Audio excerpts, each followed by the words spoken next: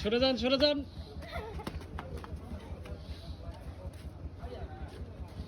কত হলো ভাই এটা? 220।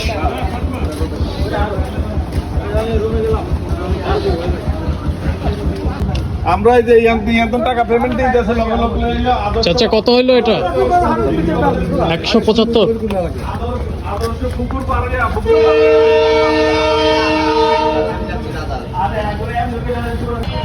ভাই কত হইলো এটা? 1,30,000। চাচা এটা কত হইলো চাচা? 103। 103। বাজার কেমন আজকে? বেশি না বাজার কম। কম? এটা গরু তো 1,15,000 গরু।